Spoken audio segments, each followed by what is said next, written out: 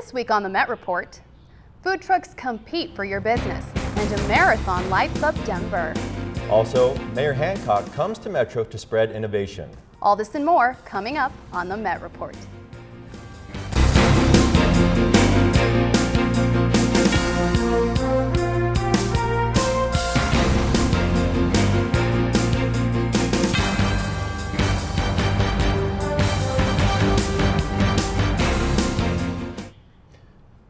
Welcome to this week's edition of the Met Report. I'm Eric Gallion. And I'm Karen Vega. Let the countdown begin. There are only 99 days left for those of you graduating in December. Today is the last day to turn in your graduation application. This application only takes a few minutes to fill out and can be returned to the office of the registrar in the Student Success Building.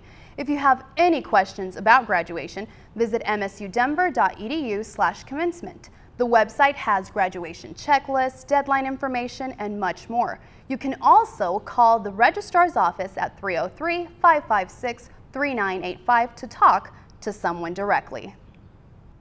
Labor Day weekend kicked off on Friday with the Electric Run happening all over the U.S.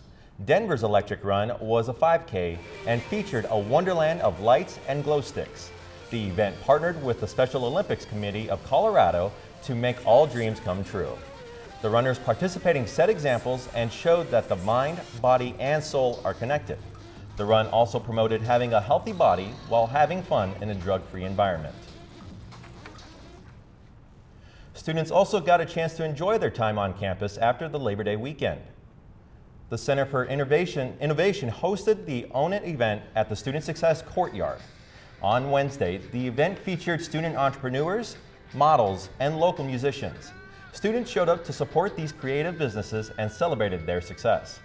Student organizations, food vendors, and Metro student Adrian Barragan's fashion truck entertained the crowd. Among the visitors were President Stephen Jordan and Mayor Michael Hancock. They're engaged, they're much happier, they're following a passion, and we just know this, people who are able to engage in their passion tend to be much happier.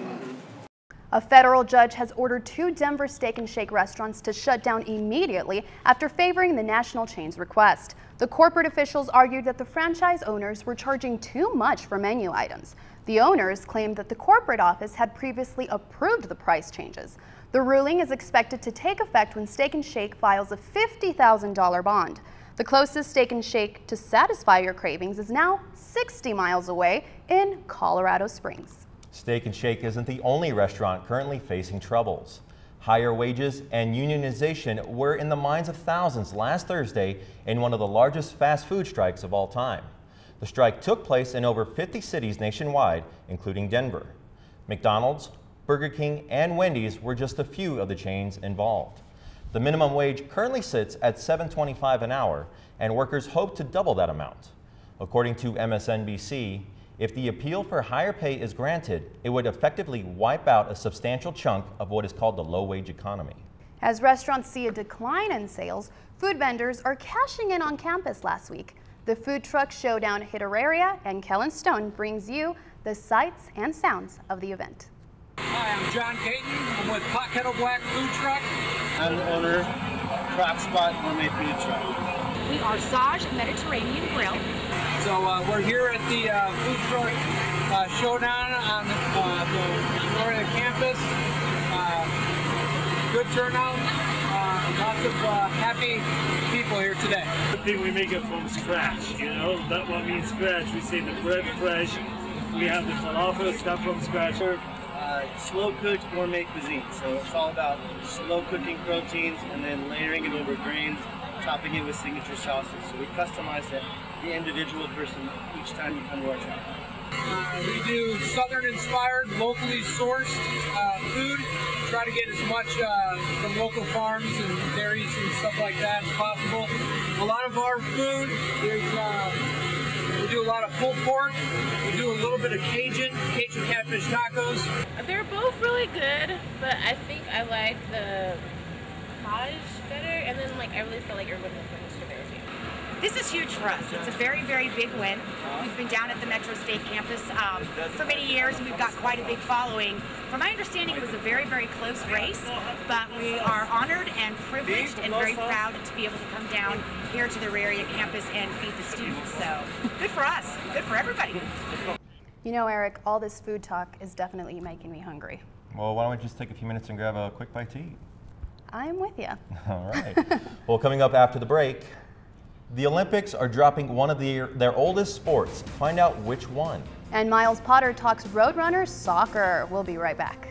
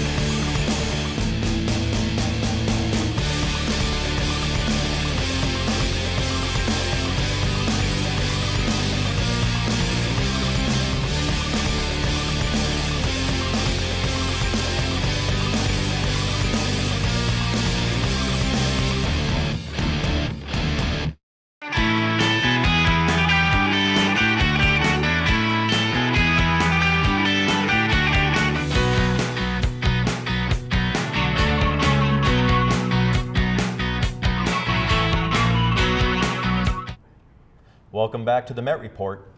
Governor Hickenlooper recently introduced the new Colorado state logo. The new state logo is described as the most ambitious branding effort ever undertaken by a state. Colorado will incorporate the new logo into every aspect of the state government, including signs, letterheads, tourism promotion, vehicle emblems, and business cards. The green triangle, along with its simple yet defining slogan titled, "It's Our Nature," is said to save public dollars by eliminating the need to manage individual brands for each agency and department in state government. Earlier this year, multiple Colorado counties made attempts to secede from Colorado to form a new state, Northern Colorado. Sources say 11 counties are going to vote this November on the matter. The counties shown in green are spearheading the secession, such as Weld, Yuma, and Elbert. They have the support from counties in yellow. Counties in red show no support, including Denver and Boulder.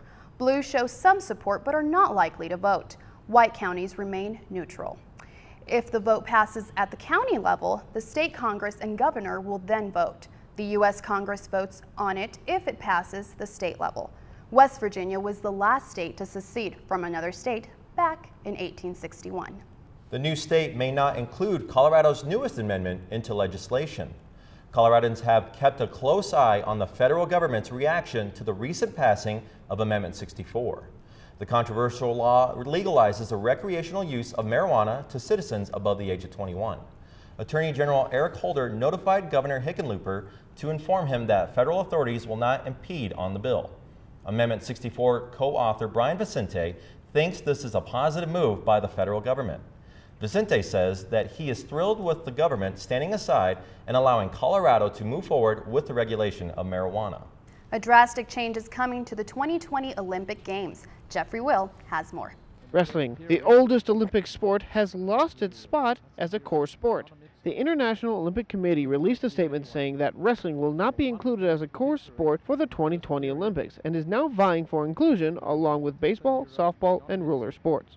I think the fact that the Olympics is founded in tradition, and that's what it's supposed to be all about, is what really makes this decision crazy. We had a chance to talk to Olympic wrestler Elena Poroshkova about the IOC's decision.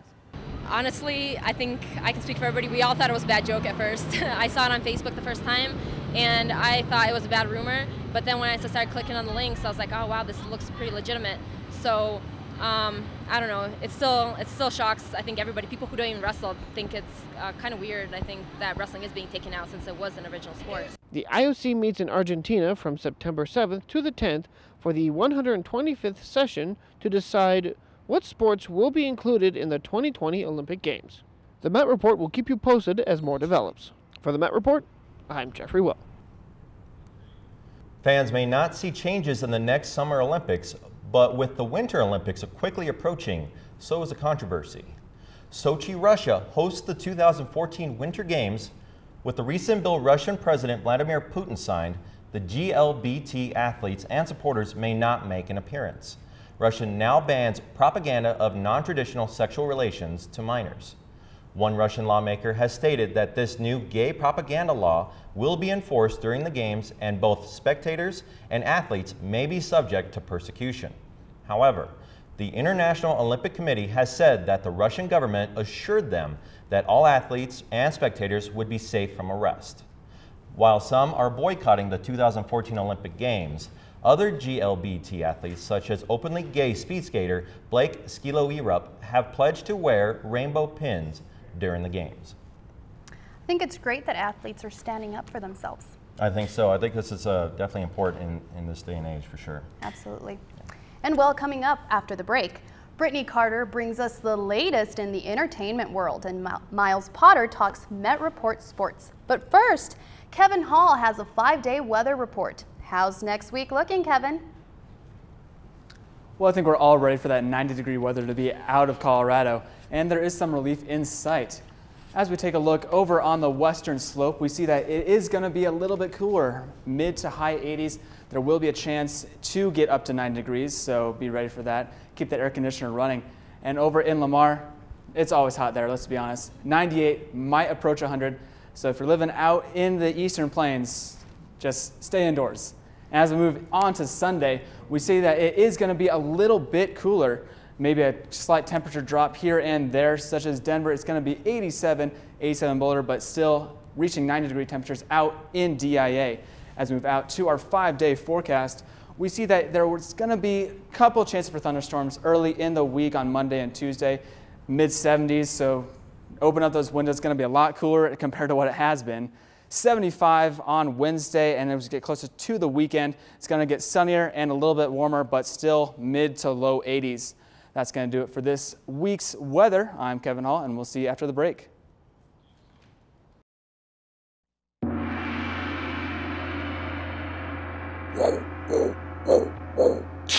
Domo Magato, Brian's son. Good luck on your travels. Now and then I get insecure from all the pain. I'm so ashamed.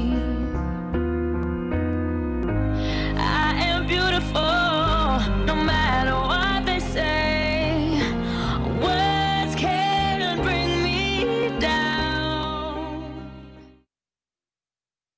Where I bring Hollywood a mile high. Aligning the Hollywood stars over Denver. I'm here to bring you the latest juicy gossip from the mile high to the streets of Hollywood. Give your most handsome look to that camera. Where I'll be bringing you the latest gossip from Tinseltown all the way up to a mile high. I didn't get any injuries. Okay. I was okay. I was a little dancing, these, you know. Check us out every Friday live at 12:30 p.m. on The Met Report. Hi guys, this is Eddie McClintock. I play Special Agent Pete Latimer on Warehouse 13, and you are watching The Met Report.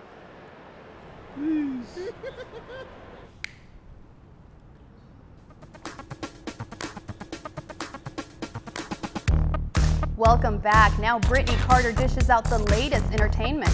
What's happening, Britney? Hello and welcome to our very first fall edition of Entertainment. I'm Britney Carter, and boy do we have a lot in store for you today. You voted and the results are in for the best movies of the summer. But first, there is this. The silence has been broken by Miley Cyrus. After her very controversial Video Music Award performance, Miley made a statement to MTV explaining herself. Check this out. Now, we're 3 days later and people are still talking about it. They're overthinking it. You're thinking about it more than I thought about it when I did it. Like, I didn't even think about it because that's just me. Now, I know her performance was very inappropriate, but Miley makes a good point. We are very obsessed with her and other celebs' actions. We think more about their actions than they do. I'm talking 3.4 million tweets over thought. Be sure to tune in next week where we take a look inside the celeb psyche and figure out why celebs in our generation are acting out. But first, we're going to take a look and take into something non-celeb related. From crazy shows in Hollywood to even better in the Mile High, Priscilla, the Queen of the Desert, the musical, hits the Buell Theater. If you're up for an adventure, this show tells a story about a group of friends on a road trip of a lifetime who end up on a battered old bus. Priscilla features famous pop songs like It's Raining Men, Finally, and I Will Survive. Click on to kmetradio.org to find out show dates and ticket pricings.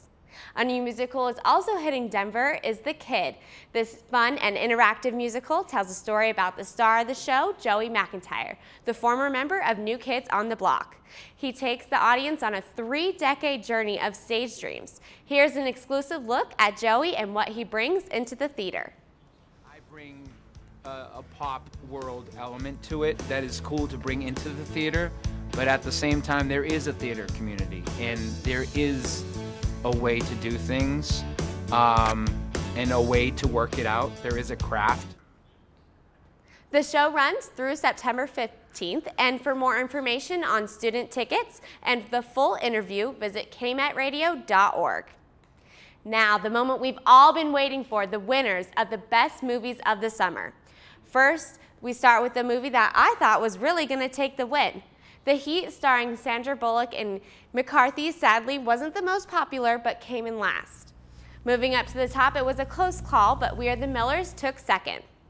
Following up was This Is the End, a comedy packed with real actors playing themselves in an end-of-the-apocalypse.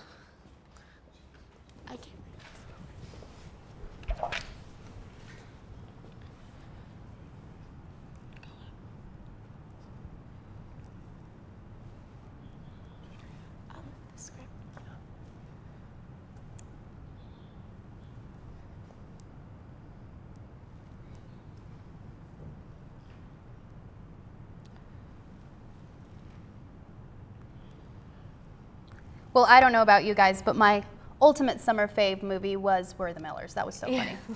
I got to see it as a sneak preview, so I was really thrilled with it. Yeah, it was actually a good movie. Yeah, definitely enjoyable. Good movies out there. Well, after the break, Myles Potter brings the latest in Roadrunner soccer.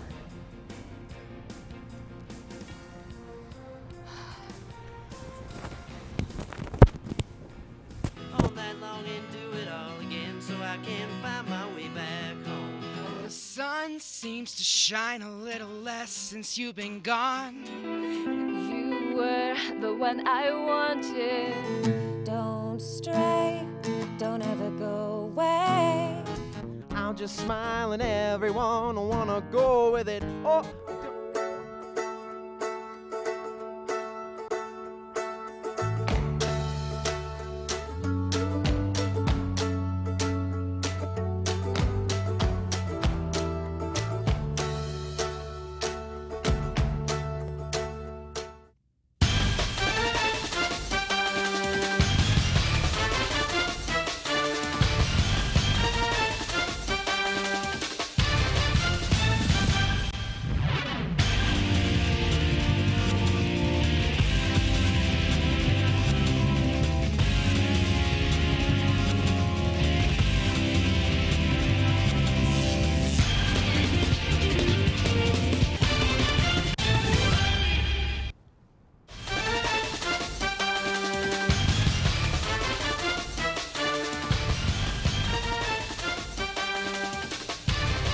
Now joining us is Myles Potter.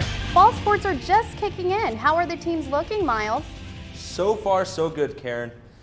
Our number 10 ranked team, women's soccer, kicked off the fall season by opening at West Texas A&M. The game started out slow, scoreless for the first 45 minutes, but the Roadrunners jumped on the board in the 63rd minute with a goal by Abby Rolfe. 18 minutes later, Carly Nelson finds the back of the net of a deflecting pass from Rolfe. Metro goes on to win 2-0. The Roadrunners will take on number 14 ranked Dallas Baptist on Saturday in Texas. Brittany Cito, Alex Green, Amy Wong, and 33 other Metro State student athletes were awarded the NCAA Division II Academic Achievement Award this past month. The award, to receive this award, you have to have a GPA of 3.5 and attend a minimum of 2 years or 4 semesters of college-level works. It's great to see our student athletes put in as much work in the classroom as they do on the field. Going from season to season, teams always lose players. For our volleyball team, more than half the squad is new. How do they deal with this? This and much more in our volleyball season preview. Yeah. Well, it's got its challenges, but in a lot of ways, it can bring a freshness into your program, and that's what's happening. They're infusing us with some great new attitudes and perspective and talent. With a wave of new players and spots to fill, the team will have an uphill climb to get back to the big dance and reach the NCAA tournament for the 14th straight season. I think we'll be a team, whereas in the past we've always been really good at the beginning and then we kind of peak and drop off. I think we're going to be climbing all season long and hit the peak at the right time. With all these new girls, they brought a lot of different adversity to the team, so we're able to change things up with our offense. We're going to be really good defensively, so I don't think that it's really going to change anything at all. Veteran leadership will be key in getting this team back to the tournament, and with only 2 seniors on the team, Alyssa Heath and Alex Green will be called upon frequently to guide the squad. Probably the most important thing is we just need that steadiness, for them to be both leaders on and off the floor and go-to players for us. I think I'm definitely going to have to be more of a vocal voice on the court and off the court, making sure that the newbies are doing what they're supposed to be doing, and as the libero, just being that loud vocal leader on the court, taking charge of the back row. Knowing that they can kind of keep things steady out there while we bring along some of the newer players, and I think that, calmness, composure, and understanding of what we do, that's probably the most valuable thing that they bring, but they both look really good right now. Normally a mainstay in the national rankings, the Roadrunners start this season ranked out of the top 25. The team will have a chance to jump into those rankings when they take part in the Colorado Premier Challenge, taking on the nation's top teams. We're going to get plenty of opportunities. I think we counted 5 or 6 matches in the first month that we're going to play nationally ranked teams, and I think that'll give us an idea where we stand pretty quickly. I think it's so much fun. It's just a time where you can just go all out and compete as hard as you want, and if you lose, you lose. You're playing against top teams. It feels good to play against good competition. For Met Report Sports, Kevin Hall.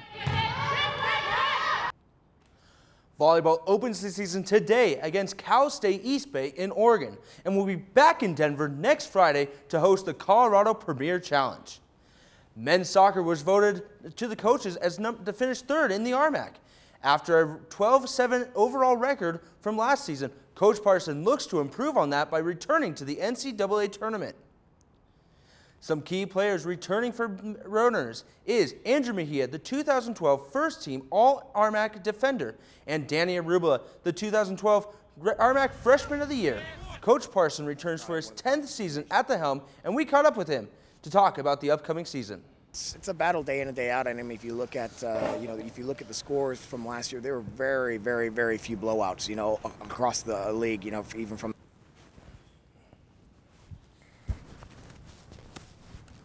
Men's soccer opens the season today against Western Washington at 3:30. You can go kick it with the soccer team today? Oh, absolutely. I'm heading over there right after this. Nice. Hey, that makes 2 of us, Myles. All right. See you there. Save me some popcorn. All right, I will. Well, that's going to do it for this week's edition of the Met Report. For Karen Vega, Kevin Hall, Britney Carter, Myles Potter, and the whole Met Report staff, I'm Eric Gallion. We'll see you on campus.